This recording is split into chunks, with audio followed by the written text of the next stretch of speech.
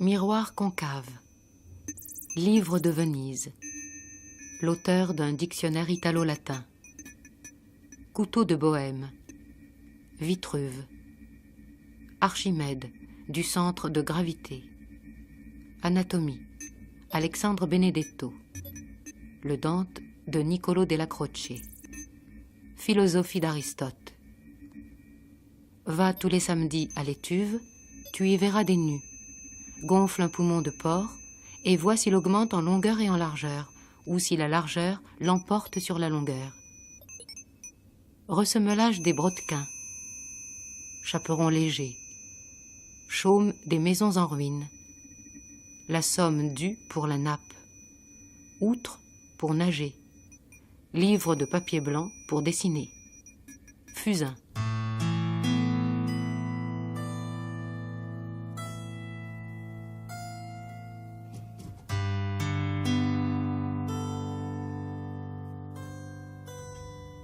Une vie, une œuvre, Léonard de Vinci, Vinci 1452, Amboise 1519.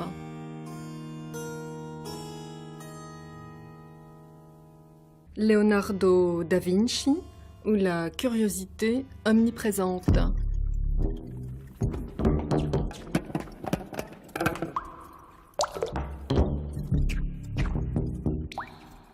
De la musique de l'eau tombant dans son vase. Du coup. Le coup frappé dans la cloche laisse derrière lui sa ressemblance imprimée comme celle du soleil dans l'œil ou du parfum dans l'air. Mais nous voulons voir si la ressemblance du coup demeure dans la cloche ou dans l'air.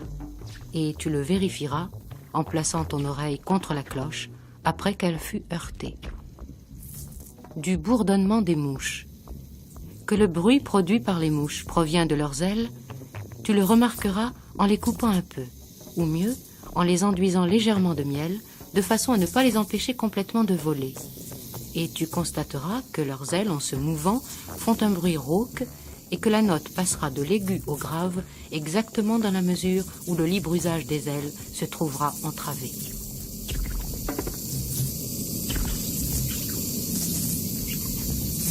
Fait des vers pour voir la lune grande, dit Léonard. Alors quels sont les outils de Léonard pour regarder le ciel? Hubert Reeves. Il en a très peu. Il a des loupes, il y a des miroirs. Il parle de miroirs convexes et concaves et il dit « mets ton œil dans un miroir concave dont la surface est convexe ». Il est très préoccupé de la dimension de la Lune et du Soleil et il fait beaucoup d'efforts pour comprendre pourquoi, par exemple, la Lune semble plus grande à l'horizon que dans le ciel. Mais il n'a pas vraiment d'instruments. Les premiers télescopes ne sont pas encore apparus. Ici, ils sont peut-être en construction. Les Hollandais vont les mettre sur le marché à peu près un siècle plus tard. Et ce n'est que Galilée qui pourra vraiment les utiliser d'une façon scientifique. Jusque-là, les lunettes, les loupes, les miroirs, c'est plutôt des jouets. On s'en amuse. Et Léonard, effectivement, est peut-être un des premiers qui a l'idée de s'en servir pour regarder l'aspect des astres. Il s'amuse, Léonard? Il joue ou est-ce que c'est sérieux? Ah, c'est très sérieux. Tout ça, c'est très sérieux. Il fait beaucoup d'efforts pour comprendre. Et ce qui est amusant, c'est que sur beaucoup de plans, il a des intuitions qui sont tout à fait d'avant-garde pour son époque. Par contre, sur d'autres plans, il est plutôt en régression par rapport aux meilleurs philosophes grecs, par exemple. Les meilleurs ou certains philosophes grecs étaient allés plus loin que lui. Donc il a encore un peu les pieds pris dans la mythologie de cette période, mais il fait des percées intéressantes et souvent à partir d'arguments faux. On sent que c'est plus un intuitif que véritablement un scientifique de la déduction. Ça n'est pas quelqu'un qui est très bon sur la déduction. Par moments, il a des erreurs un peu grossières. Mais quand même, dans certains cas, à partir de ses arguments et approximatifs ou même carrément pas très bons, il arrive à des conclusions valables. C'est assez intéressant de voir. On voit que c'est un grand esprit.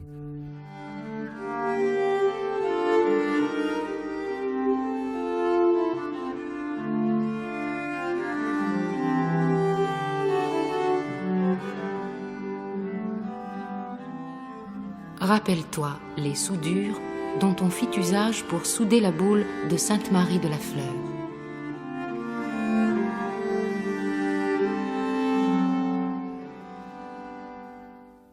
Marcelin Plenet. On ne peut pas ignorer que Leonardo passe sa jeunesse, apprend tout ce qu'il va apprendre à Florence. Et Florence, qu'est-ce que c'est? Eh bien, c'est d'abord essentiellement cet événement mécanique, architectural et savant qu'est le Duomo de Florence, c'est Brunelleschi. La construction du dôme de Florence par Brunelleschi est une chose qui impressionne le monde entier. C'est une réussite architecturale et c'est une réussite artistique sans exemple dans l'histoire. C'est un point extrêmement important pour un jeune artiste qui est là. C'est un challenge, si vous préférez, tout à fait extraordinaire. Nous savons par des témoignages multiples que Leonardo connaissait parfaitement l'œuvre de Dante et que même il la commentait en public dans la rue. Alors, ce qu'il faut savoir, c'est que la Divine Comédie est considérée par les Italiens à ce moment-là et même par les humanistes comme une somme de savoir et que donc l'accès de Leonardo à la culture est un accès aussi extrêmement moderne. C'est un accès qui passe par la langue italienne. Leonardo ne parlait pratiquement pas le latin ou le parlait très mal. Autrement dit, il y a toute une somme de la bibliothèque à laquelle il n'a accès qu'à travers les traductions en italien. Et ça, c'est un point très important parce que ça montre, si vous voulez, d'abord une chose, c'est que ce savoir considérable, cette accumulation de savoir, et peut-être le caractère quelque peu empirique de ce savoir est le savoir d'un autodidacte. Ça n'est pas le savoir d'un jeune homme savant qui a fait ses études, qui a traversé les études de la scolastique, etc., etc. Pas du tout. C'est le savoir d'un peintre qui se touche à tout et qui assume empiriquement les problèmes qui se présentent à lui. Il y a par exemple un exemple que tout le monde cite, mais qui est tout à fait significatif, c'est l'exemple de l'intérêt de Leonardo pour les rochers, pour les fleuves, pour le caractère atmosphérique, le vent et des choses comme ça. Eh bien, dans les carnets, on trouve deux notations, à mon avis, très précieuses de ce développement autodidacte de la culture de Leonardo. C'est qu'en un premier temps, Leonardo note que, selon lui, les fleuves viennent de la mer et remontent jusqu'aux montagnes. Ça, c'est une première notation qui, bien entendu, s'il n'y avait que cette notation-là, eh bien, on attacherait beaucoup moins d'importance au savoir de Leonardo. Mais un peu plus tard, il revient sur cette affaire de l'eau, du mouvement des fleuves, du mouvement des vents, du mouvement des nuages, des mouvements du ciel, etc., qui vont donner alors des effets dans ses dessins et dans sa peinture tout à fait manifeste. Il revient là-dessus et il note à ce moment-là et que très vraisemblablement, les fleuves viennent des nuages, viennent de la pluie et descendent vers la mer. Donc je crois qu'on a un exemple très très clair du fait que cette somme n'est pas une somme de savoir établie une fois pour toutes, c'est une somme de savoir qui traverse l'expérience d'un homme et qui traverse l'expérience d'un homme, d'un autodidacte, conscient de ce que ses dons d'observation et son imagination peuvent lui apporter et peuvent lui apprendre, et à quel point ces dons-là et cette imagination-là sont déterminantes dans son savoir.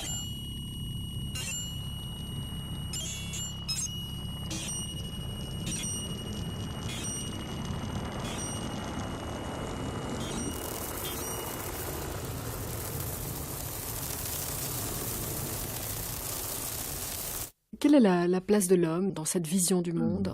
Je ne peux pas dire que dans ces pages d'astronomie, il y ait vraiment je n'ai vu aucune allusion qui dépasse l'explication de phénomènes purement physiques.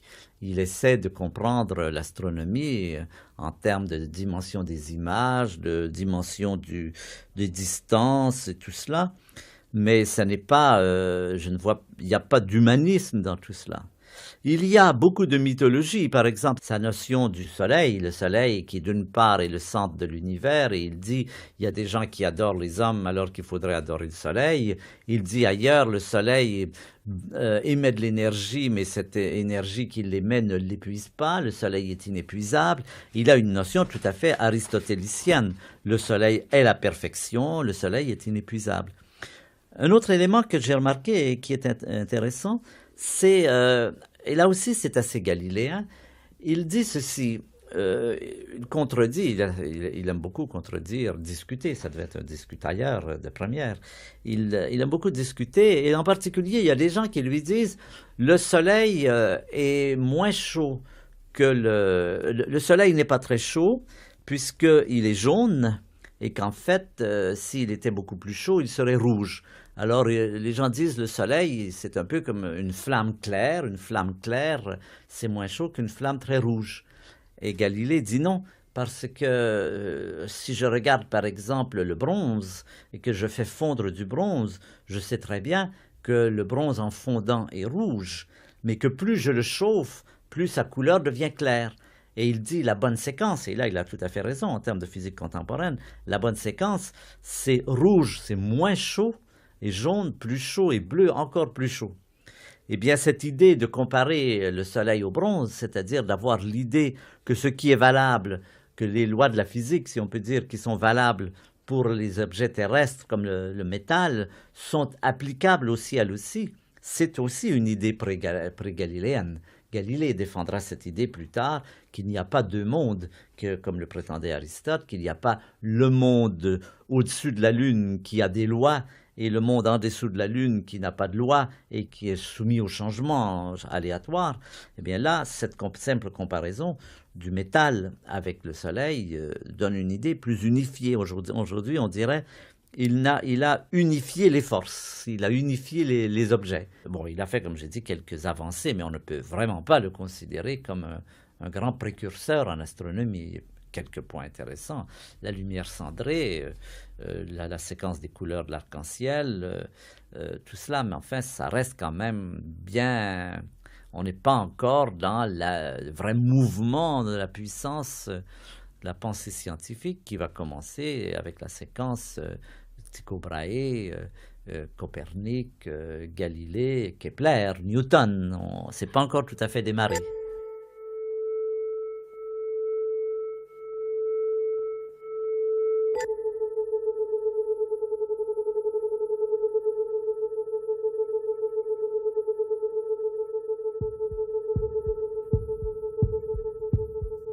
Dessin du cœur. Instrument merveilleux inventé par le Maître suprême. Du cœur. Celui-ci se meut de lui-même et ne s'arrête point, sinon pour toujours. Le cœur en soi n'est pas le principe de la vie. C'est un vaisseau formé de muscles épais, vivifié et nourri par les artères et veines, tout comme les autres muscles. Il est vrai que le sang et l'artère qui se purge en lui sont la vie et la nourriture des autres muscles.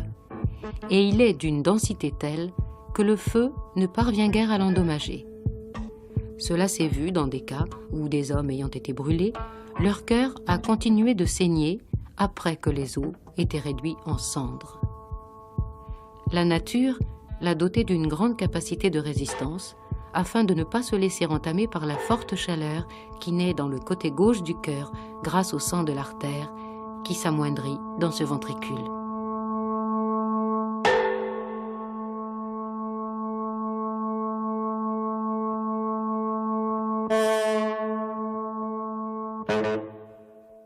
Et les dessins d'anatomie, le fœtus? Oh, c'est pas un de ceux que je préfère. Il y a des dessins d'anatomie, il y a une femme complètement découpée, elle n'est pas là. Olivier Debray. Que je trouve extraordinaire. Celui-là ne vaut le sujet, je ne sais pas. Elle est comment, le souvenir de cette femme découpée? Vous savez, on la voit, elle a le ventre ouvert et il y a tous les organes. Elle a une grande beauté, mais elle n'est pas là. Je me souviens que oui. La façon dont il a restructuré le corps et les organes dans une architecture qui est très belle. Dans une architecture? Oui, enfin je veux dire, il a retrouvé l'architecture du corps.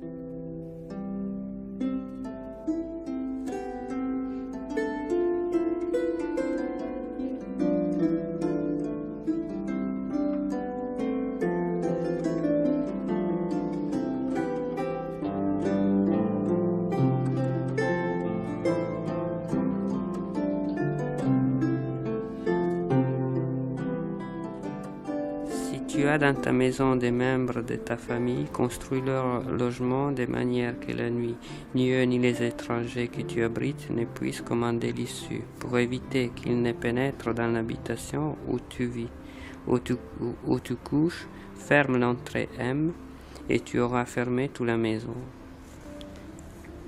C'est un texte très beau et typique de Leonardo. Il y a toute la poésie et l'atmosphère. Italo Rota. Tout ça pour dire que la maison, bon, on ferme une porte, il devient une forteresse. En même temps, tout ça c'est remis en cause par les dessins qui l'accompagnent, que c'est une maison très, on peut imaginer, très joyeuse, très ouverte. Ça c'est une très belle... C'est typique de trouver toujours cette illustration de l'atmosphère.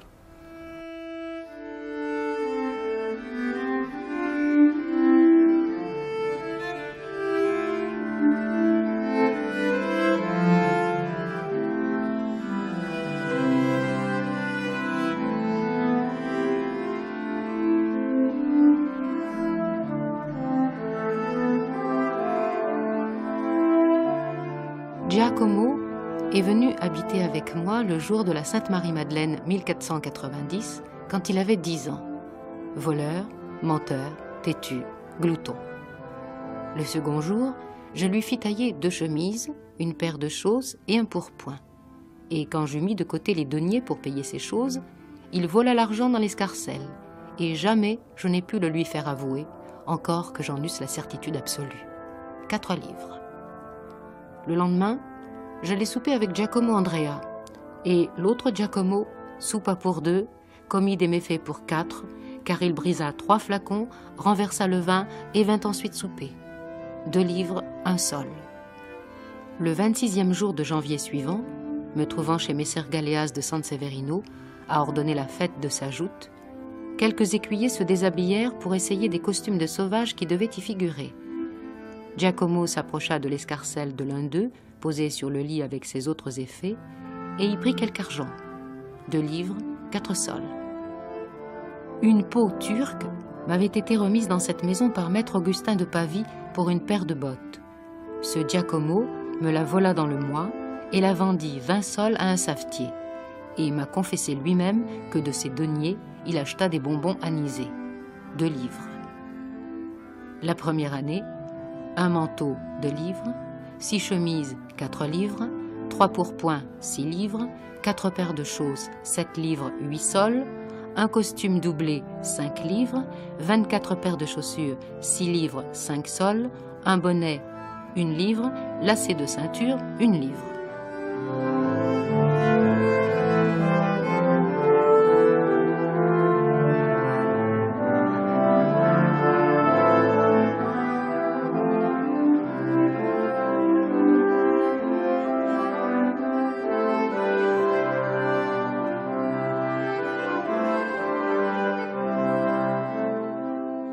Il faut lutter contre l'image romantique de Léonard qui résumerait à lui tout seul les grands apports de la Renaissance. Il participe profondément d'un mouvement, il est un des plus grands de ce mouvement. Ce qu'il a de particulier à l'intérieur de ce mouvement, c'est son caractère universel. Daniel Arras. C'est-à-dire c'est un esprit qui, effectivement, s'intéresse à tout.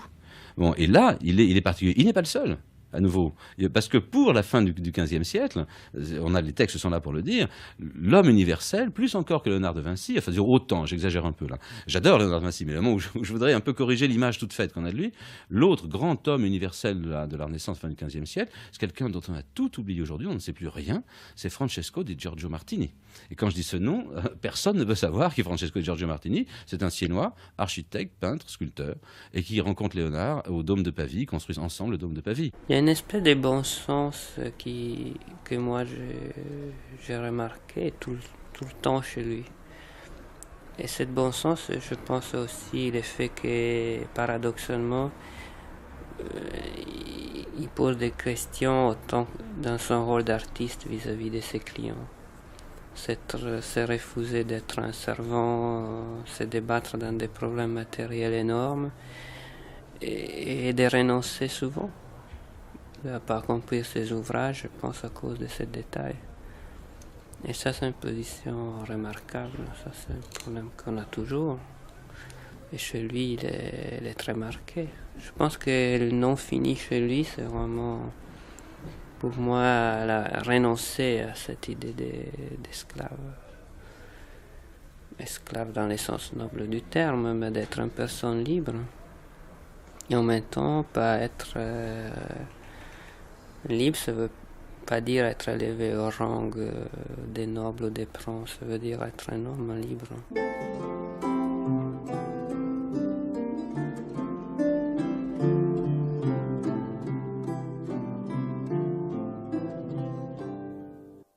Si d'ambitieux tyrans m'assiègent, j'ai des moyens d'attaque et de défense pour conserver le don principal de la nature, c'est-à-dire la liberté.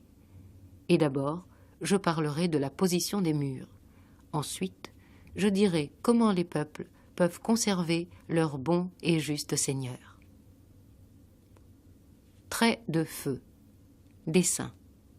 Voici un dard pour une grande arbalète posée horizontalement. Les ingrédients combustibles sont attachés dans un linge aux deux coins. À mesure que la pointe s'enfonce, les cornes se rapprochent davantage et mettent le feu à la poudre et à l'étoupe imbibée de poids. Cette arme est efficace contre les navires, les bastions en bois et autres constructions analogues. Mais nul ne fera de bonne besogne à moins que le feu ne s'allume après que le trait a frappé. En effet, si tu allumes le feu avant, la violence du vent l'éteindra en chemin.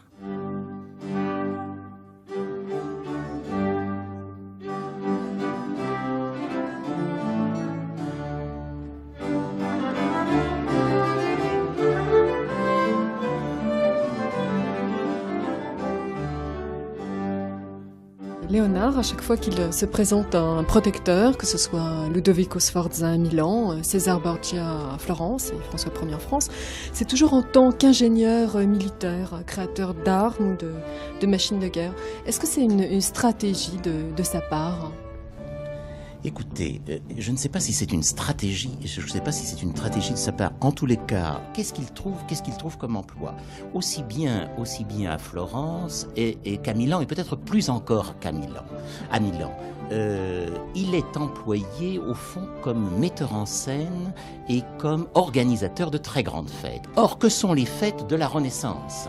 Bien entendu, si on parle de Léonard, il faut parler de la Renaissance. Que sont les fêtes de la Renaissance ? Ce sont de grandes machines qui sont faites pour émerveiller le public, qui est un public cultivé, qui est aussi un public très populaire. Ce qu'il faut dire, c'est que la culture de Léonard est à la fois une culture très, très sophistiquée et aussi une culture très populaire. Donc il cherche à inventer de grandes machines qui vont trouver leur place sur le théâtre et dans les manifestations populaires qu'organise Ludovico à Milan.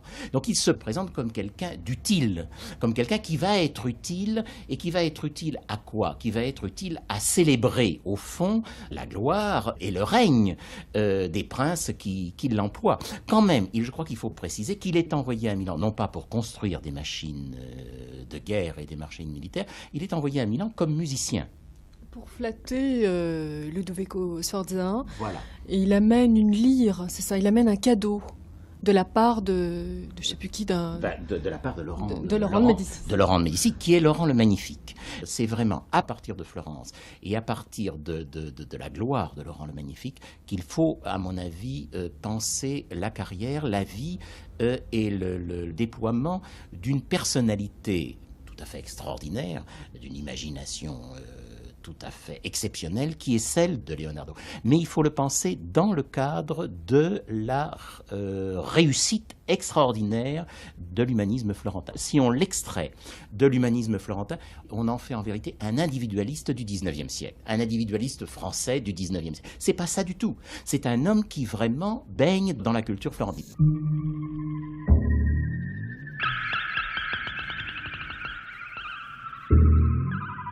Dessin avec corde et poulie. Système pour élever et abaisser les rideaux des trésors d'argent du Seigneur.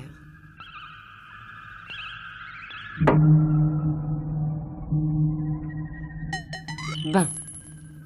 Pour chauffer l'eau de l'étuve de la duchesse, mélange 3 parties d'eau chaude à 4 parties d'eau froide.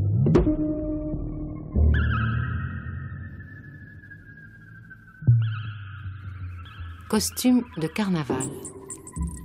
Pour confectionner un beau costume, prends de la toile fine, enduis-la d'une couche odoriférante de vernis composé d'huile de térébenthine et glace-la avec un kermès oriental, écarlate, en ayant soin que le modèle soit perforé et mouillé pour l'empêcher de coller, et que ce modèle ait des groupes de nœuds qu'on remplira de millet noir, le fond de millet blanc.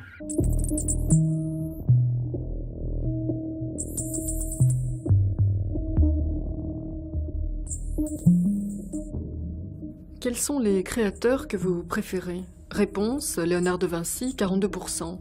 Sondage paru dans la revue Beaux-Arts, numéro 100, avril 1992. C'est Léonard de Vinci qui est l'artiste préféré, favori des Français. Bon. Par ailleurs, dans la précision du sondage, on apprend aussi que Léonard de Vinci alors est au top niveau, pour parler comme on parle aujourd'hui, en ce qui concerne les personnes âgées. Il a 54% d'avis favorables, et les personnes non diplômées, où il a 48% d'avis favorables. Alors, que veut dire un tel sondage? Avec moi, j'ai été très content et très heureux d'avoir de telles réponses et de telles informations, parce que je trouve que ça ouvre un tas de questions sur Léonard aujourd'hui. Pourquoi venez-vous me poser des questions sur Léonard? Pourquoi est-ce que les gens s'intéressent à Léonard de Vinci? Pourquoi? Bon, d'autant plus que l'ensemble du sondage montre que pour le public général d'aujourd'hui, eh bien, l'art principal, c'est la peinture, ça demeure la peinture, et que l'artiste, c'est avant tout un créateur, un génie, un démiurge, qui a une force de production en lui, une capacité d'inventer, et d'inventer de la beauté. Bien. Donc on a d'un côté la peinture, et de l'autre côté la puissance créatrice de beauté. Or, dès qu'on a un peu étudié la vie ou les œuvres de Léonard de Vinci, ce qu'on constate, c'est que si dans ses écrits, la peinture est effectivement le premier des arts, bien au-dessus de la sculpture et de la pauvre sculpture de Michel-Ange, mais également au-dessus de la poésie, parce que la poésie ne fait pas voir, la peinture fait voir. Bon, ça, c'est des écrits. Mais dans la vie même de Léonard de Vinci, qui a toujours peint, d'un bout à l'autre, mais la peinture n'était pas son prestige principal. En fait, au début du XVIe siècle, quand il est appelé à Milan, c'est pas comme peintre qu'il est appelé à Milan, c'est comme ingénieur militaire et organisateur de fêtes. Et ce qui je trouve très frappant, c'est que l'histoire postérieure et très vite, dès la première moitié du XVIe siècle, a mis au point une image de Léonard de Vinci qui a recouvert ce que pouvait être la réalité vécue de Léonard de Vinci. Et je crois que c'est là aussi qui fait ce caractère fascinant, parce que Léonard de Vinci se cachait. Il était lui-même, sa grâce extrême consistait à ne pas manifester ses humeurs, ses tempéraments. Je ne parle pas de psychologie, puisqu'il n'avait pas de psychologie, puisque personne n'avait de psychologie au XVIe siècle.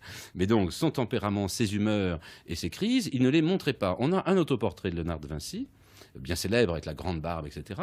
Bien, cet autoportrait, en fait, c'est un autoportrait en philosophe antique. Donc, dans l'œuvre la plus intime qu'il puisse faire de lui-même, il se présente sous le masque d'un philosophe antique.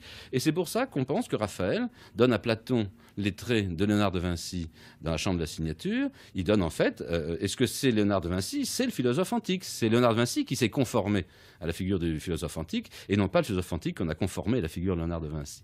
Donc, cette espèce de mystère, de discrétion, et peut-être même de secret que Léonard impose toujours, fait partie de sa grâce, de sa puissance et de ce qui nous fascine aujourd'hui.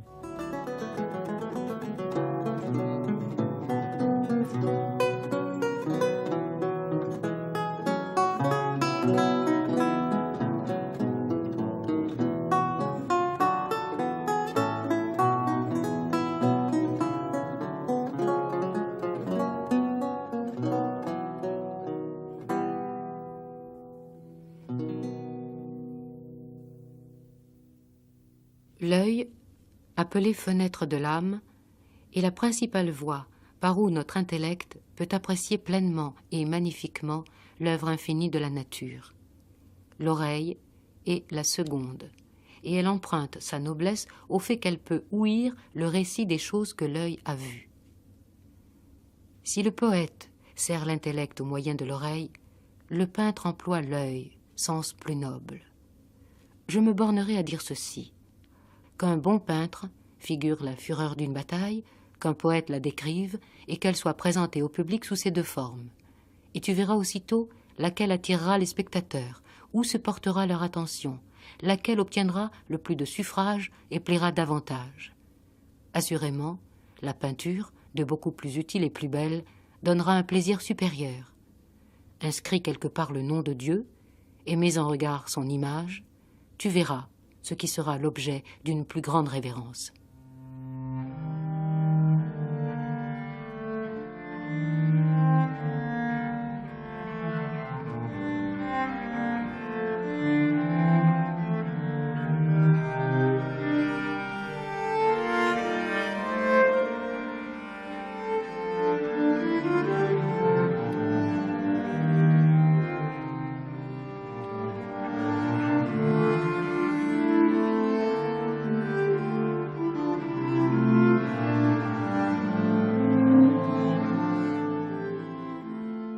Pour lui, la peinture n'est pas abordée dans ce qui est devenu plus tard le phénomène de la peinture.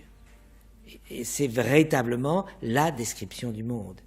Alors, La connaissance du monde. la connaissance et la transmission de la connaissance. En fait, c'est pour donner aux autres la leçon sur l'observation nécessaire du réel, aussi bien des plantes, des rivières. Je me souviens des passages justement où il dit comment, sur le paysage, comment exprimer les lointains, comment exprimer les fleuves, les mers, comment exprimer... Bon, c'est une analyse du réel, comme si la peinture était une analyse du réel.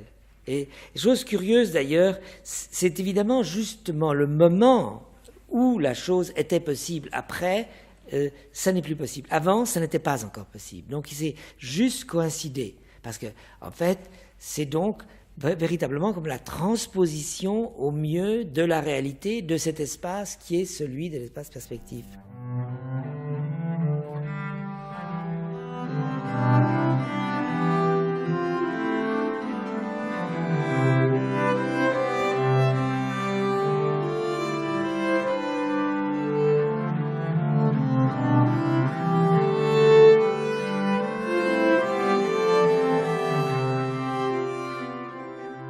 « 1481-1482, l'adoration des mages, dessin reporté sur bois, 246 sur 243 cm, musée des Offices, Florence. » Moi, je la classe vraiment comme une peinture.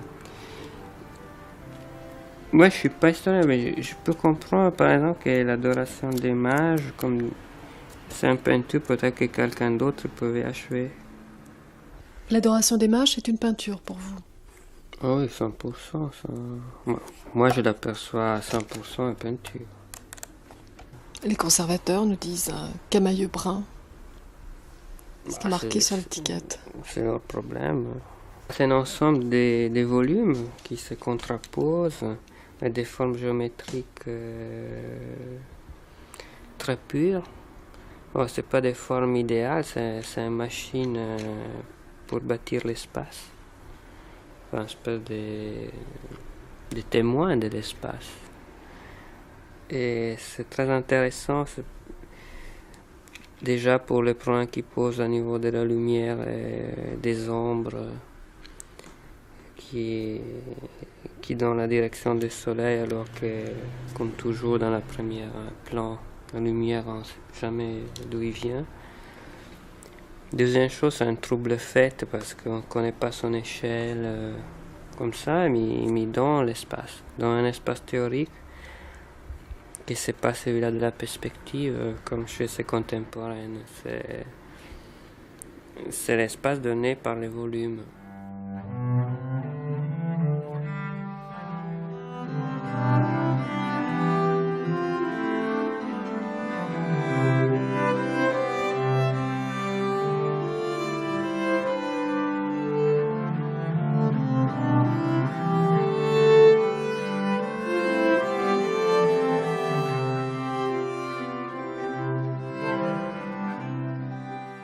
qualité de l'observation.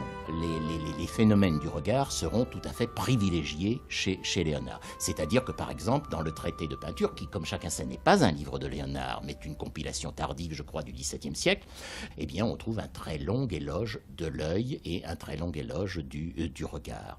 En conséquence, lorsqu'on se trouve en face de déclarations de Leonardo sur la physique, sur la cosmogonie et sur l'anatomie, il faut bien voir que ces études sont entièrement conditionnées par cette volonté de servir, sans le trahir, l'art le plus noble qu'il y ait au monde. Il dit à un moment donné, je crois que c'est d'ailleurs dans un ensemble de textes qu'on a retrouvés assez récemment, il dit à un moment donné, peintre, si jamais tu te trompes dans ce que tu fais, si tu t'aperçois que tu te trompes, ou si quelqu'un te fait remarquer que tu t'es trompé, ne manque pas de corriger ce que tu as fait, parce que ce que tu as fait va rester, et tu le porteras jusqu'à la fin de ta vie. Donc, on peut peut-être expliquer la raréfaction des œuvres de Leonardo par cette volonté de ne manifester que ce que son art a de plus élaboré, de plus savant et de plus éternel, en quelque sorte.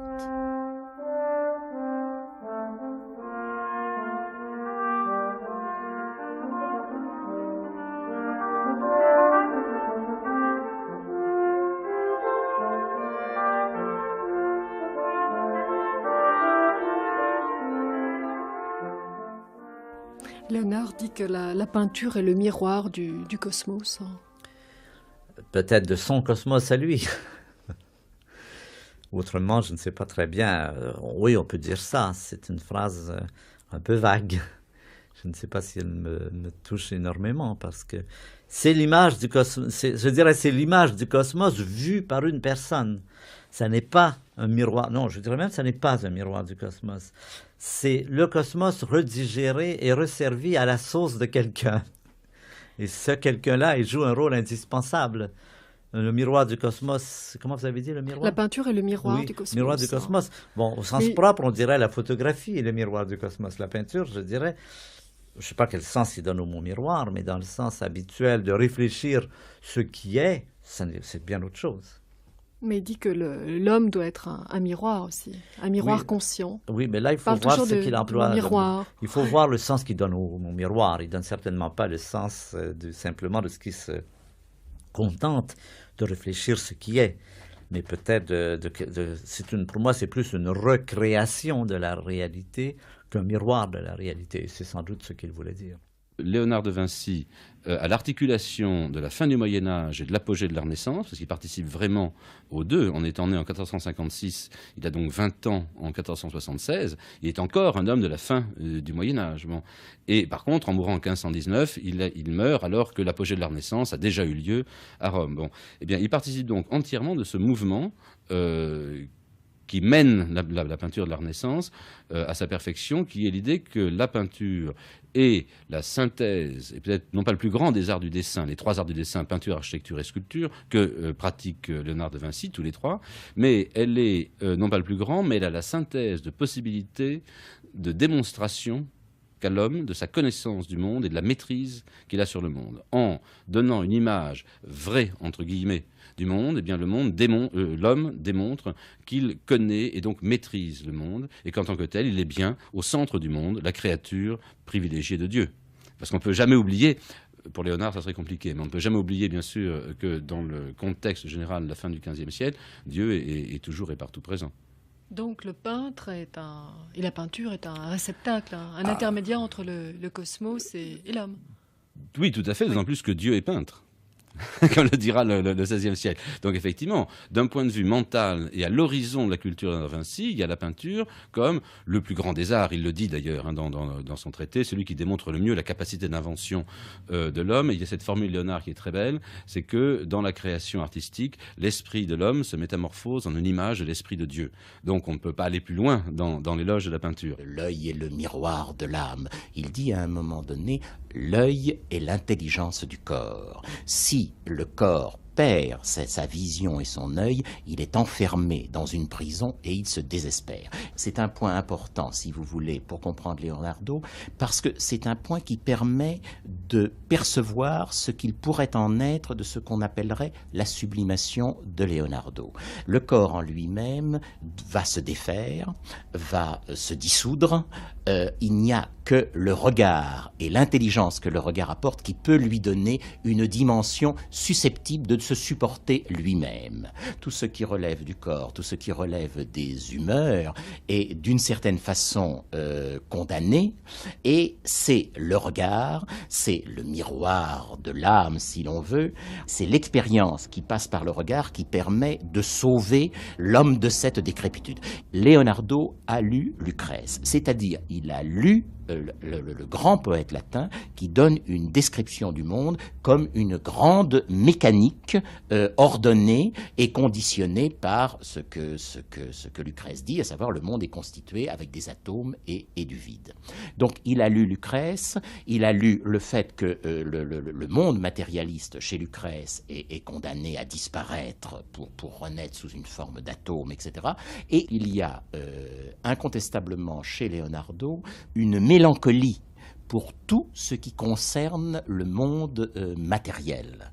Une mélancolie qu'il sublime à travers cet éloge du miroir, cet éloge de l'œil, et bien entendu à travers la peinture. Je crois qu'on ne peut pas penser à l'œuvre peinte de Leonardo sans retenir le fait que c'est quelqu'un qui a lu Lucrèce, qui a lu Platon, qui s'oppose d'une certaine façon à la conversion que Marcille Ficin fait des idées antiques à travers une adaptation néo-chrétienne, et qui, dans cette opposition, se trouve face à deux éléments antagonistes. D'un côté, l'art et sa sublimation. L'art, d'ailleurs, à un moment donné, je crois qu'il compare, et je pense que c'est dans le traité de peinture, il compare l'artiste à Dieu. Le peintre à Dieu, n'est-ce pas? Le peintre recrée le monde comme Dieu a créé le monde. Ça n'est pas peu dire. Donc d'un côté, il y a l'art, et de l'autre côté, il y a le monde et la décrépitude.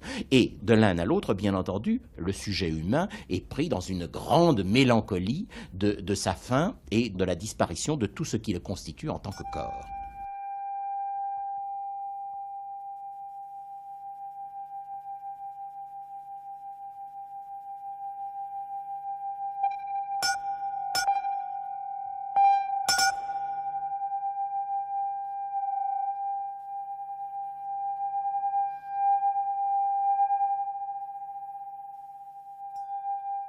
Mais à distance, l'objet le plus sombre semblera le plus bleu.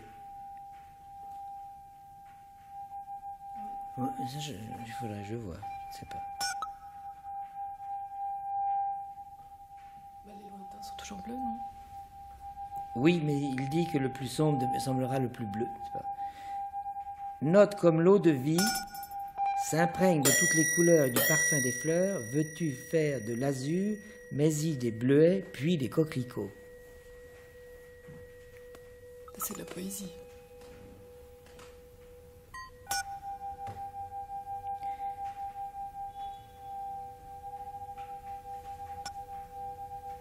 Pour les couleurs des corps très éloignés, leur partie ombreuse ne présente pas de différence. Oui, au fond, ces choses s'estampent dans le lointain, quoi.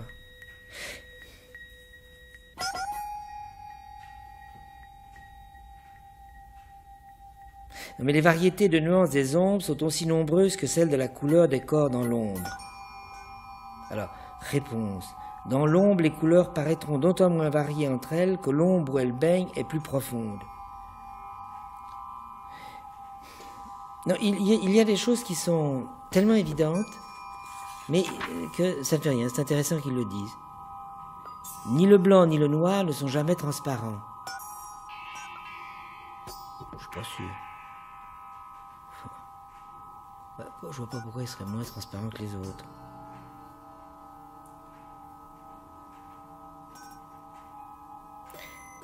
Quelquefois, le noir est comme un miroir. Oui, je ne veux pas. Les couleurs accidentelles des feuillages sont 4. Ombre, lumière, lustre et transparence. Est-ce que c'est de la couleur, ça?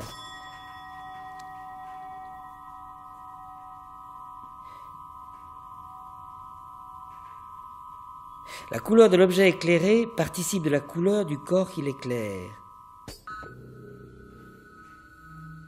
En fait, en réalité, ce qui est curieux, c'est que justement, il y avait longtemps que je n'avais pas lu, il n'est pas dans la couleur. Il est dans la lumière. Il n'est jamais dans la couleur, vraiment. Il est toujours dans l'objet, il observe l'objet, mais il n'est pas dans la couleur.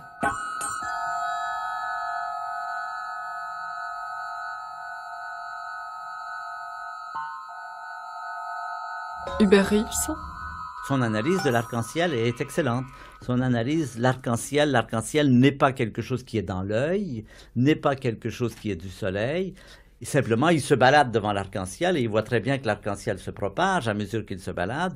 Et il dit l'arc-en-ciel, c'est un effet de la lumière du soleil réfléchie sur les gouttes d'eau. Et je vois l'arc-en-ciel au lieu géométrique où l'angle de réflexion de la lumière vue par la goutte d'eau de la lumière du soleil est égal à l'angle de réflexion dans mon œil. Tout ça, c'est impeccable. Le sfumato, c'est l'estrompage des contours qui consiste à effacer la ligne de contour, et d'autant plus on l'effacera que la figure se détache sur un fond sombre. Alors c'est une technique mise au point, enfin dont Léonard parle et qui l'intéresse beaucoup. Il n'est pas le seul à s'y intéresser. Antonio de Messine, le peintre sicilien, mais qui s'installe en fait à Venise dans le dernier quart du XVe siècle, en est un autre grand spécialiste. Le principe et la visée, la recherche de sfumato, on peut le résumer en 2 points. Ça vient d'une grande tradition telle que Pline la rapporte, et qui est que la question du contour est la suprême subtilité de la peinture, parce que si le contour est trop visible, il crée une rupture dans l'image, alors que si le contour n'est pas visible, la peinture, et la formule est de Pline, promet même ce qu'elle ne montre pas. Et donc une possibilité de suggestion extraordinaire de la peinture par ce qu'elle cache. Bon, ça c'est d'où ça vient. Et où ça va, hein, la question de sfumato, quel est l'enjeu de cet intérêt pour sfumato à la fin du XVe siècle? Eh bien, c'est l'idée de suggérer que l'image est vivante. Hein, parce qu'on rejoint le problème de la grâce, dont parle Vasari, qui dit la grâce, c'est ce qui surgit entre le vu et le non-vu, et que possèdent les choses vivantes. Donc le sfumato, il a cette double valeur, il y a une double coordonnée autour de sfumato, la tradition de la question du contour et la recherche de la vie en peinture à la fin du XVe siècle. Dans la peinture de Léonard de Vinci, il y a un point qui, moi, me paraît très important parce qu'on l'a vraiment oublié. C'est le fait que dans la vie que lui consacre Vasari, il dit que, à part la grâce, dont Léonard est un des grands inventeurs au début du XVIe siècle, une des caractéristiques de Léonard, c'est la terribilità de ses concetti, de ses concepts, et aussi des ombres de Léonard. Or là, c'est très curieux pour un œil ou une oreille contemporaine, parce que pour nous, la terribilità, c'est Michel-Ange. Or, Michel-Ange et Léonard, c'est l'huile et le vinaigre, si j'ose dire. Alors, la grâce, c'est, à nouveau, c'est Vasari qui le dit, c'est une licence dans la règle qui, tout en étant dans la règle, échappe à la règle. Bon, c'est l'idée d'élégance, hein, l'idée de nonchalance du courtisan, c'est la sprezzatura dont on parle aussi, dont parle le courtisan de Balthazar Castiglione. C'est ce qui apparaît, le dit aussi Vasari, entre le vu et le non-vu, c'est-à-dire ce qui est indistinct et qui est la qualité même de la vie. Bon, c'est ça la grâce. Et la grâce est à la fois un idéal, c'est un mot clé, bien sûr, pour la culture de la Renaissance, parce que c'est un terme religieux, hein, c'est la grâce divine. Et certains artistes ont la grâce du créateur, c'est Vasari qui le dit aussi, donc un terme religieux. Ensuite, c'est un terme social. La grâce, c'est la grâce du courtisan qui sait imiter avec grâce le modèle qu'est le prince. Et puis la grâce, c'est aussi, bien sûr, un idéal de beauté esthétique. Les trois étant intimement liés et inséparables. Ça, c'est la grâce. Alors, comment est-ce que Léonard l'interprète, cette grâce? Cette grâce, énorme question, énorme question. Ben, il l'interprète d'abord, je dirais, en élaborant un type de figure humaine, que ce soit masculine ou féminine, précisément esthétiquement gracieuse. Comment veut dire qu'elles sont esthétiquement gracieuses? Bien parce qu'elles prennent, disons, un type de visage déjà mis au point par le Quattrocento et fondé sur la régularité des traits. Et dans cette régularité, Léonard introduit de petits excès, hein, dans la forme des yeux, dans l'excès de l'ovale du visage, dans le sourire. par exemple, bon, qui sont donc dans la règle, et tout en étant dans la règle, échappent à la règle. Donc ça correspond à ce concept contemporain de grâce. Et puis la grâce, il l'obtient aussi, tout simplement par le sfumato. Hein, le bord de la figure, qui, selon un grand thème qui remonte à l'Antiquité et à Pline l'Ancien, fait que la peinture promet même ce qu'elle cache. Et donc ça, c'est de la grâce.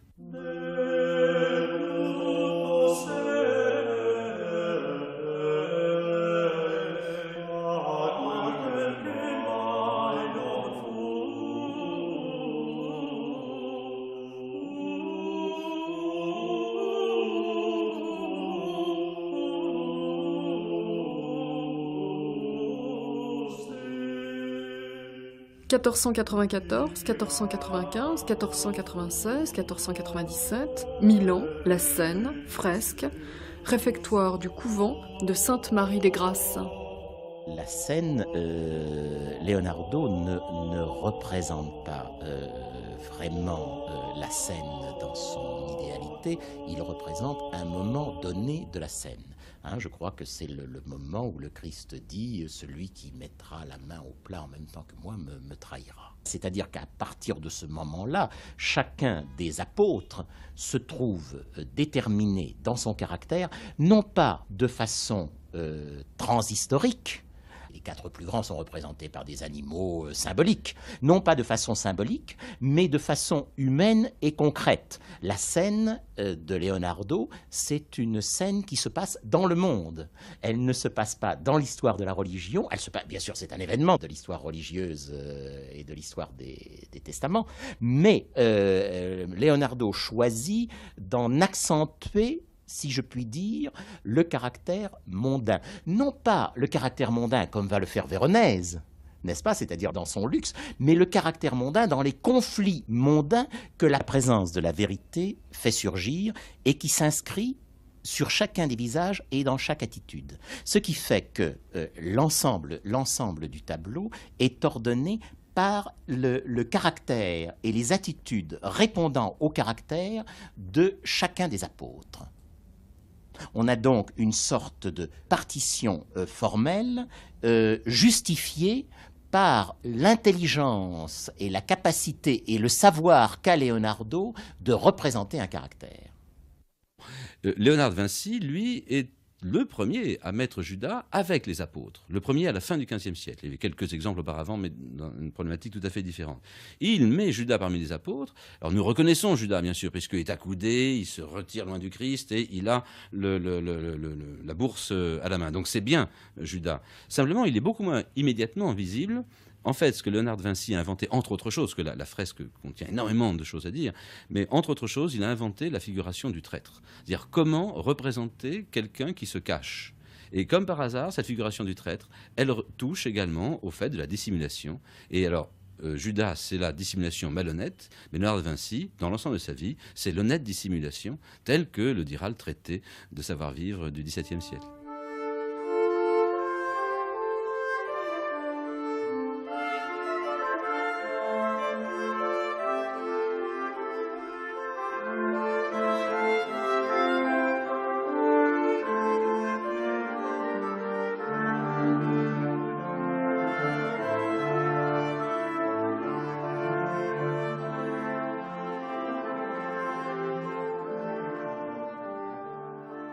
Un ignare bouffi dans l'obscurité, comme la citrouille ou le melon par excès d'humidité, ou la pomme que gonflent les lourdes averses.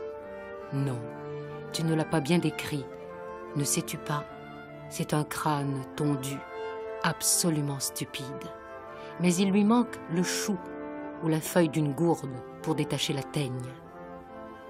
Dis donc, Sandro, que t'en semble? Je te dis la vérité, et je ne l'ai pas réussi.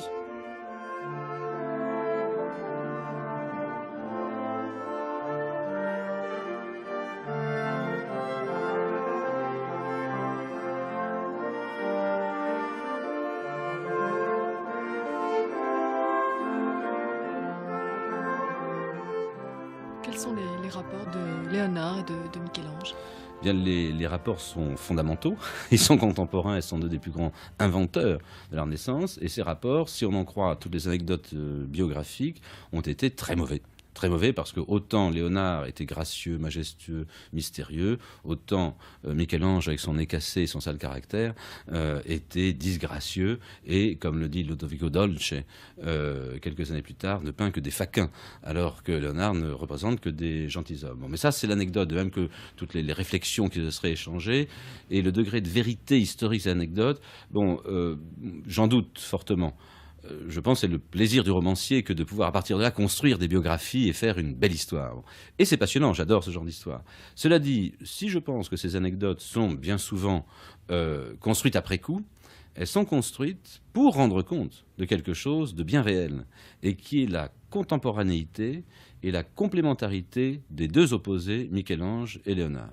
Et il y a un moment, une date et un lieu très précis où ces complémentarités opposées se rencontrent, c'est le Palazzo Vecchio, au moment du grand concours qui met face à face, mais ils doivent peindre tous les deux en même temps, sur 2 murs de Palazzo Vecchio, de la grande salle Palazzo Vecchio, des scènes de bataille à la gloire de la ville de Florence. Et le choix des 2 moments par les 2 artistes est tout à fait remarquable, parce que Léonard de Vinci choisit, il nous reste dessin préparatoire, plus une copie par Rubens du dessin préparatoire, la bataille pour l'étendard, c'est-à-dire le comble de la lutte, du chaos des passions humaines autour du symbole de la victoire, et c'est le cœur de la bataille. On sait qu'il avait conçu autour un immense paysage avec des groupes venant vers la bataille, et toute cette énergie universelle se condensant dans le chaos central du groupe de la bataille de l'étendard. Et Michel-Ange en face avait bien sûr pensé tout à fait le contraire. Il prend les combattants au moment où ils rassemblent leur énergie avant de se battre. C'est la bataille de Cascina où on voit les Florentins surpris et s'habillant alors qu'ils étaient au bain. Rien que le choix de ces 2 moments révèle bien la différence de la conception des artistes. Pour ce qui compte pour Michel-Ange, c'est l'énergie humaine en tant qu'elle se concentre pour atteindre son but, et c'est cette énergie spirituelle qui intéresse Michel-Ange. Ce qui intéresse Léonard, c'est le spectacle du chaos qui prend sens. Et la bataille d'Anghiari représente ce chaos prenant sens autour de l'étendard. Par ailleurs, aucune des 2 œuvres n'a finalement été finie, mais celle de Léonard, même si elle avait été finie, n'aurait pas tenu parce qu'elle s'est détruite déjà en cours de création, car la recherche technique qu'il avait faite pour cette fresque, en cherchant à renouveler la technique même de la fresque, faisait que l'œuvre ne pouvait pas tenir de toute façon. La peinture coule. La peinture coule en quel sens coule, ça... C-O-O-L. La peinture coule ou la peinture a coulé? Enfin, a coulé. Oui, c'est ça. Cool. Voilà, elle s'est défaite. Elle se Ouais. défaisait parce qu'il a recherché une technique de fresque complètement inadéquate. Sa recherche-là aboutit à un échec. Et la peinture, il est parti à Rome après cet échec.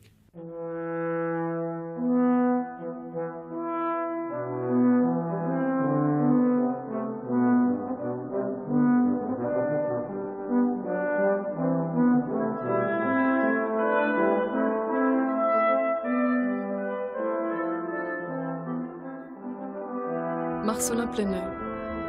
Voilà comment Leonardo décrit le moment où il commence cette bataille. Et vous allez voir qu'il y a presque une superstition des éléments et de la situation dans laquelle il se trouve au moment où il réalise une œuvre. Il écrit « Le vendredi 6 juin 1505, sur le coup de 16 heures, j'ai commencé la peinture du Vieux Palais. » Il s'agit de la bataille d'Anghiari.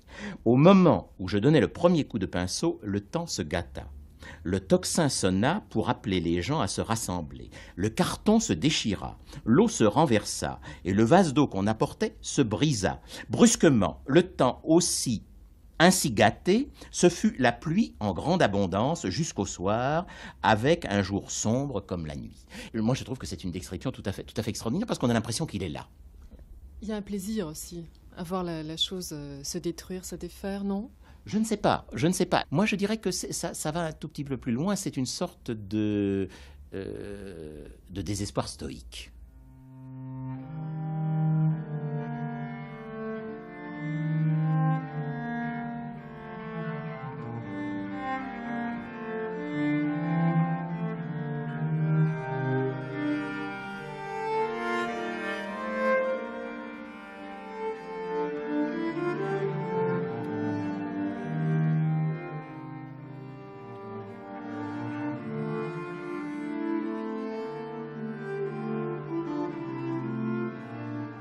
Pierre Rosenberg. Ce qui est très troublant, évidemment, c'est Raphaël, à la même époque, qui, lui, cherche la perfection et l'obtient, et la conquiert, sans pour autant qu'on s'en rende compte. Ce qui est extraordinaire chez Raphaël, c'est qu'on ne sent pas l'effort. Tout vient tout seul. la perfection est absolue, mais l'effort pour la conquérir n'est jamais perceptible. Et c'est extraordinaire à cet égard, et je crois que les gens du passé n'avaient pas tort en le considérant comme le plus grand artiste de tous les temps, car il avait justement cette espèce de don à la fois de trouver les solutions les plus merveilleuses, les plus convaincantes, sans que pour ailleurs on sente la conquête de ces solutions. Chez Léonard de Vinci, on sent qu'au contraire, la perfection, il la sait inatteignable, et que par conséquent, il la fuit, et qu'il y a toujours une espèce de fuite en avant, une espèce de volonté de fuir à tout ce qui fermerait le tableau et qui limiterait le monde de l'œuvre d'art aux 4 dimensions, enfin à la surface de la toile ou du bois. Et ça, évidemment, c'est très grand chez Léonard, mais en même temps, ça donne un sentiment d'insatisfaction, et ça ne donne pas ce sentiment de plénitude et de joie que donnent les tableaux de Raphaël. Ça donne un sentiment d'inquiétude, et peut-être peut-on aujourd'hui préférer l'inquiétude à la plénitude et à la joie. Le passé a préféré la plénitude de Raphaël. C'est un peintre dont la gloire est récente.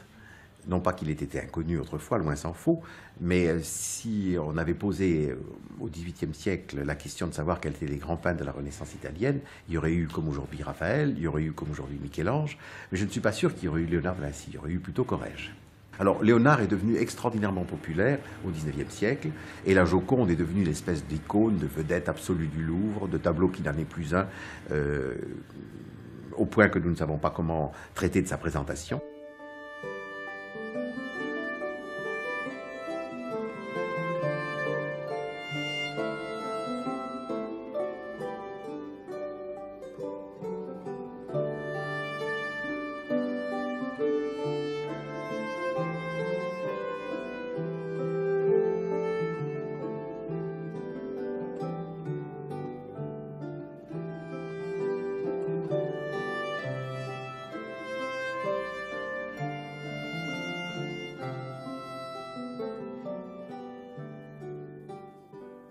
Olivier Debré. Pour me moquer des Américains, je dis quel est le plus grand peintre américain, et je dis c'est Léonard de Vinci, pour bien dire aux Américains qu'ils appartiennent à l'Europe occidentale et que ce qui le trouve est une dégénérescence de ce qui s'est passé. Et je dis toujours, pour me moquer d'eux, que Léonard, en fait, c'est le peintre occidental, l'incarnation de l'Occident. Vous savez, un jour, justement, j'étais au Clos Lucé, puisque je vais souvent, vous savez, en Touraine, et que je peins presque tous les jours au bord de la Loire, face à la chapelle qui contient les restes de Léonard, et je pense tous les jours de ma vie, je pense à Léonard. J'ai vu un jour un Indien des Indes qui venait directement de Roissy avec sa sœur, qui n'était jamais venue en Occident. Il l'a conduit au Clos Lucé. J'étais étonné, directement, et il a dit, c'est parce que c'est là l'Occident. C'est l'incarnation de la pensée occidentale. Personne ne pourra jouer le rôle de Léonard dans l'histoire de la peinture. Personne, tant que nous sommes dans ce cycle de cette humanité humaniste qui, je dis, est à la fin.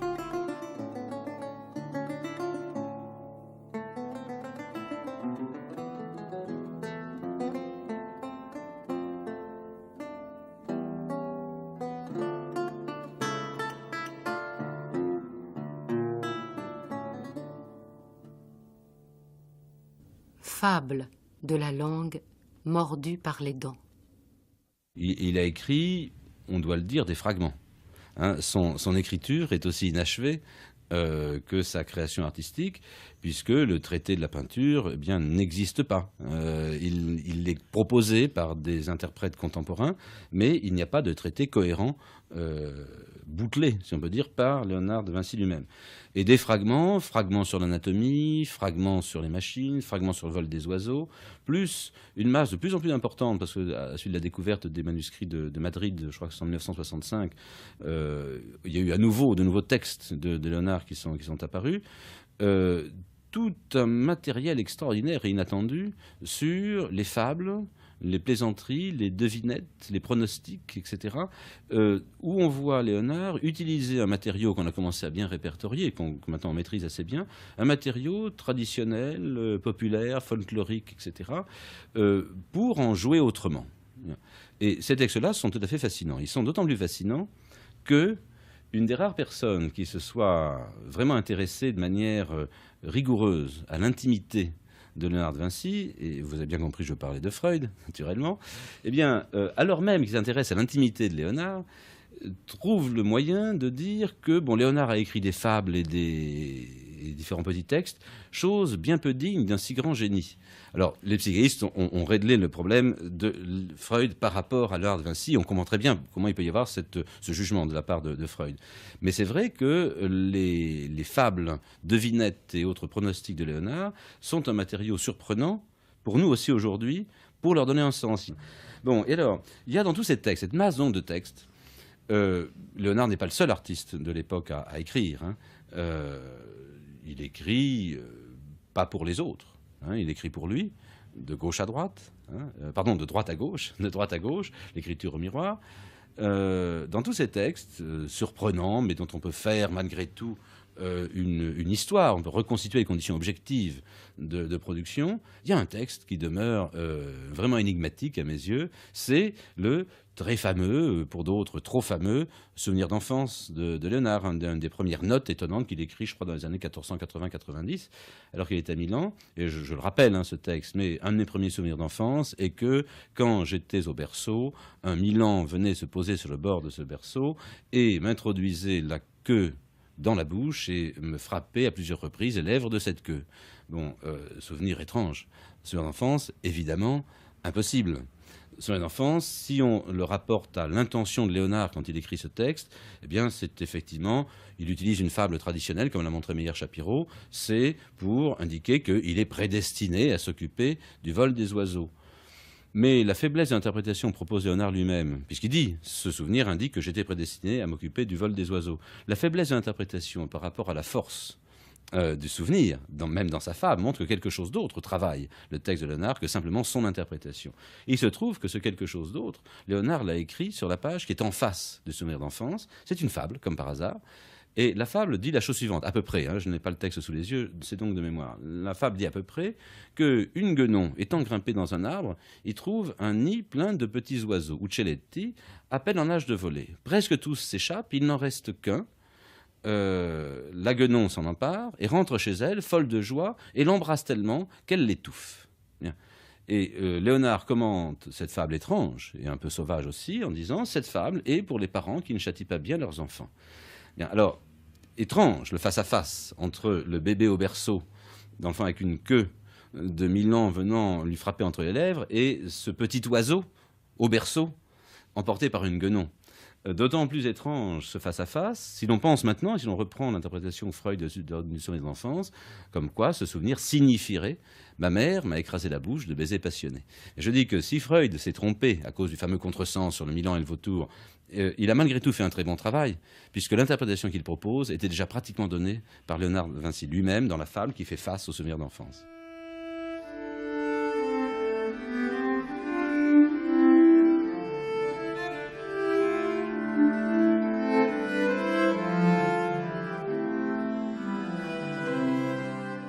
Je créerai une fiction qui exprimera de grandes choses.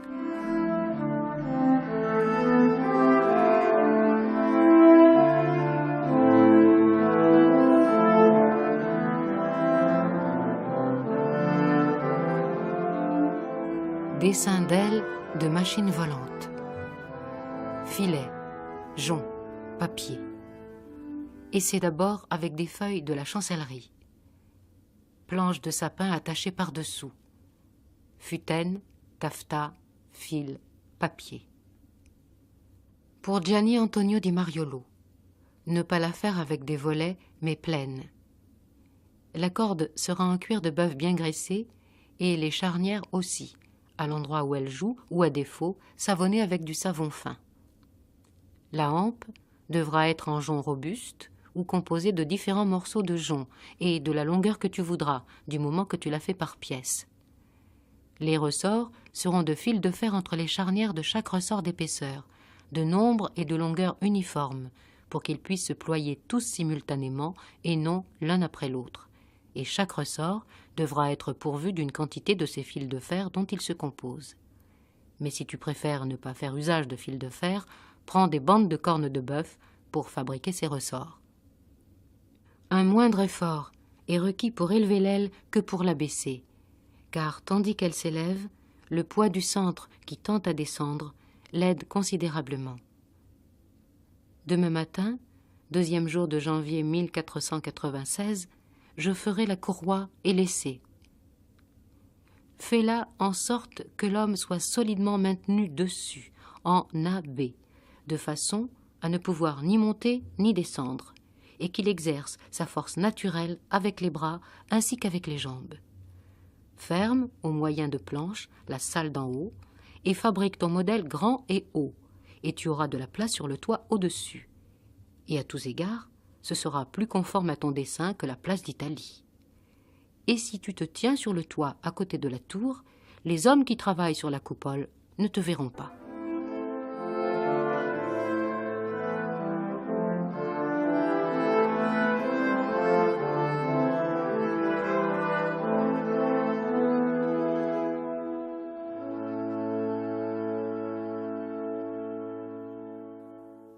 Il a des raisonnements très intéressants sur la Lune. Par exemple, la Lune, bon, il pense tout à fait justement que la Lune reflète la lumière du Soleil, que la Lune ne brille pas par elle-même.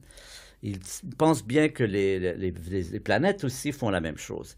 Il est convaincu aussi que les étoiles font la même chose. Vous voyez, c'est là qu'il n'a pas pris conscience de la différence de distance.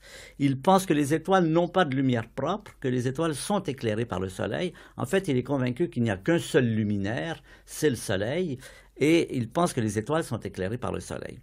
Alors, à propos de cette histoire des sphères et du centre de l'univers, il réfléchit sur le fait que la Lune, réfléchissant la lumière du Soleil, si la Lune était une boule tout à fait métallique, parfaitement luisante, eh bien, quand le Soleil se réfléchit sur la Lune, on ne verrait pas le Soleil dans toute la surface de la Lune, mais seulement qu'au centre. Il dit, par exemple, quand on met des boules de métal au sommet d'un édifice, on ne voit qu'une toute petite image du Soleil.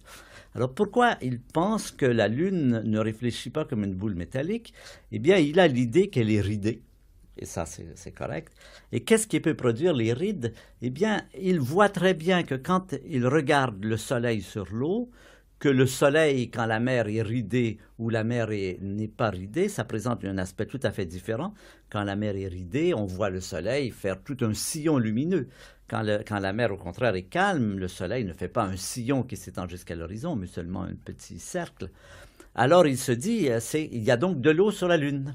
Il se dit, ce sont les vagues de la Lune, et il parle énormément de ces fameuses vagues de la Lune, et ce sont les vagues de la Lune qui fait que la Lune, quand elle réfléchit le Soleil, réfléchit uniformément sur toute sa surface, et non pas seulement en un centre. Alors, à partir de là, il continue à raisonner, il se dit, donc la Lune a de l'eau. Et il pense que la Lune est humide, et il pense que l'humidité de la Lune, enfin là, il a des pensées tout à fait antiques sur l'humidité de la Lune et l'influence de la Lune sur la végétation à cause de son humidité. Et puis, alors, il continue, et là, il est logique, il se dit, eh bien, supposons que la Lune est un océan, mais l'eau, elle est plus lourde que l'air. Alors, comment ça se fait que l'eau de la Lune ne tombe pas sur la Terre? Il s'est dit, il y a un problème là, puisque dans la Terre, on a dit, il y a la Terre, il y a l'eau, il y a l'air, et puis vous allez remettre encore de l'eau par-dessus, mais cette eau-là, elle devrait retomber sur la Terre. Il dit, cela pourrait, les gens me donnent cela comme preuve du fait qu'il ne peut pas y avoir de l'eau sur la Lune. Mais je leur fais remarquer que l'eau de la Lune, elle est elle-même sur un support encore plus solide. C'est-à-dire que la Lune elle-même doit forcément avoir de la terre ou de la pierre, elle doit avoir une séquence semblable à celle de la Terre. Et ça, c'est très important. Ça va amener l'idée galiléenne, la Lune est un astre, la Terre est un astre. L'idée que les deux ont des centres. Il dit, il ne faut plus penser maintenant qu'il n'y a qu'un centre, qu'il y a le centre de la Terre avec la séquence terre, eau, air, feu, mais il faut penser qu'il y a d'autres objets dans le ciel dans lesquels cette séquence recommence. Donc, la Terre n'est plus le centre du monde, donc il y a des astres différents.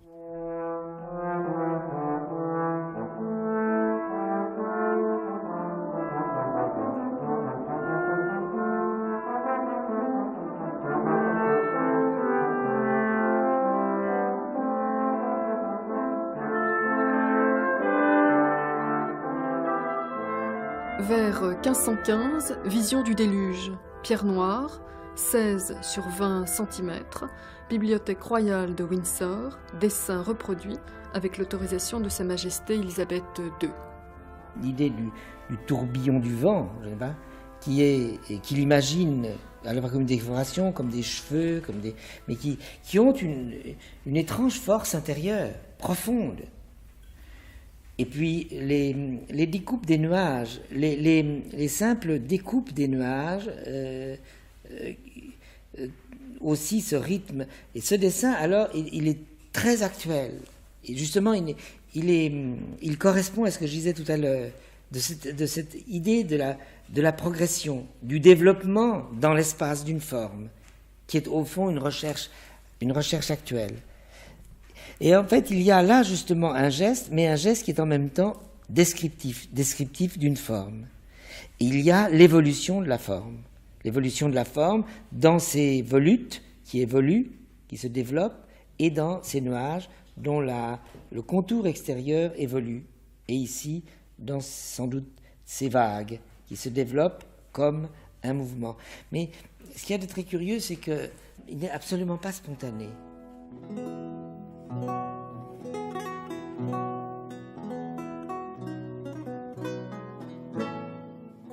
C'est un éloge de la fiction, l'œuvre de Leonardo, d'une certaine façon. C'est un éloge de la fiction. On retrouve cela dans son œuvre graphique et on retrouve cela dans ce dessin. C'est-à-dire ce qu'il a observé continuellement du mouvement des nuages, mais non pas du mouvement des nuages. On a toujours tendance à réduire Leonardo à quelqu'un qui ne ferait qu'enregistrer mécaniquement les choses. Non pas du mouvement du nuage pour le mouvement du nuage, mais du mouvement du nuage comme emportement du monde. Je vous ai dit tout à l'heure qu'il découvrait finalement que les rivières qui le fascinaient tellement, l'érosion des rochers, venaient des nuages. Eh bien, lorsque Leonardo dessine le mouvement des nuages, il dessine en même temps, il perçoit en même temps toutes les conséquences de ce mouvement des nuages. Et on a ici, avec le déluge, littéralement l'invention des rivières et ce qu'il peut en être de l'ordre même du monde. Les rivières viennent des nuages, viennent de la pluie, elles aboutissent à la mer, et nous sommes ici dans un déluge où les nuages emportent, et où le dessin emporte le monde, et emporte le monde dans un imaginaire qui fait que du ciel au fleuve, à la mer, la terre se trouve recouverte et retrouver sa propre destinée d'anarchie et de déluge et de destruction.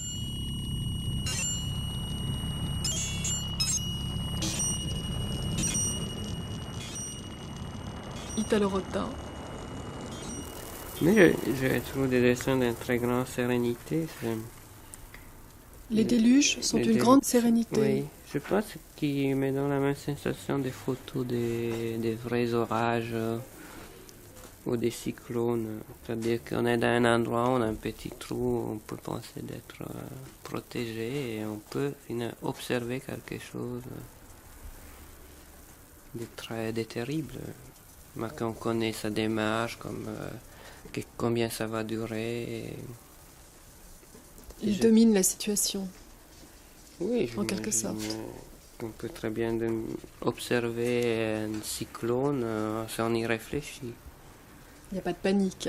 Non, je ne pense pas qu'il y ait de panique.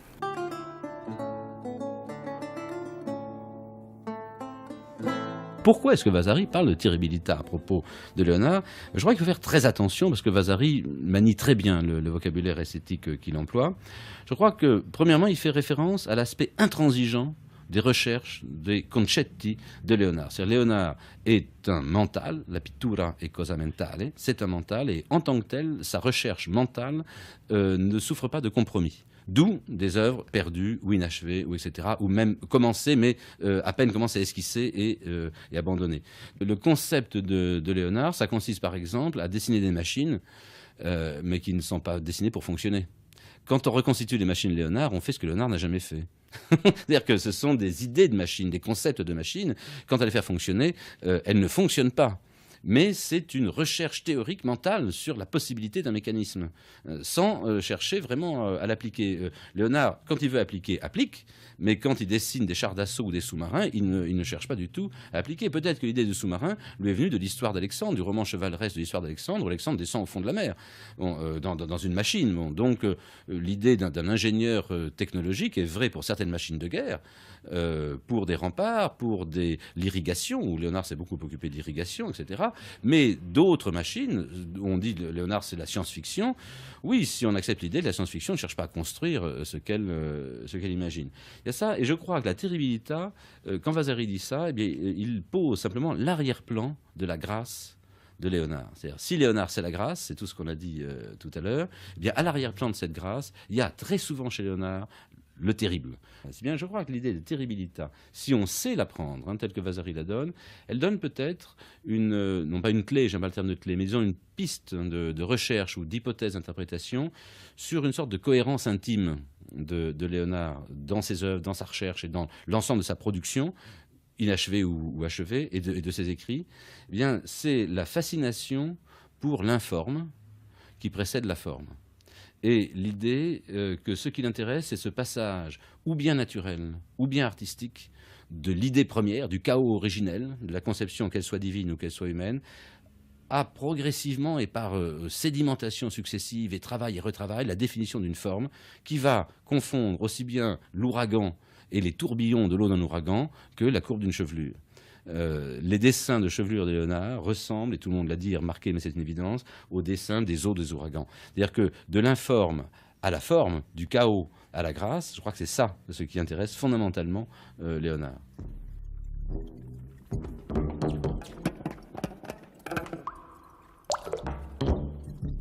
Comment se sauver pendant la tempête ou le naufrage en mer?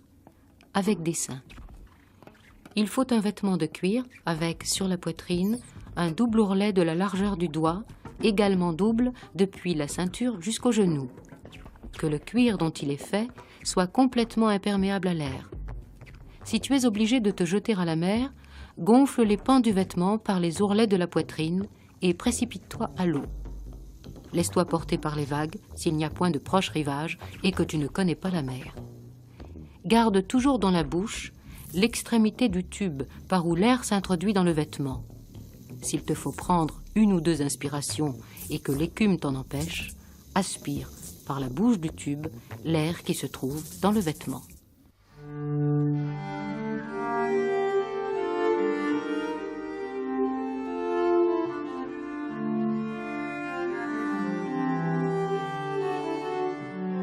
Une vie, une œuvre, Léonard de Vinci, ou la curiosité omniprésente, par Pascal Charpentier, avec Daniel Arras, Marcelin Plenay, Hubert Reeves, Pierre Rosenberg, Italo Rota et Olivier Debré.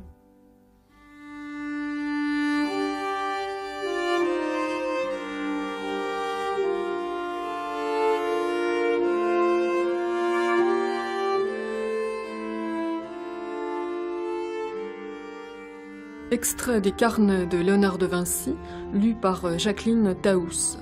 Mixage Arlette Adrian et Jean-Mathieu Zande. Réalisation Josette Collin.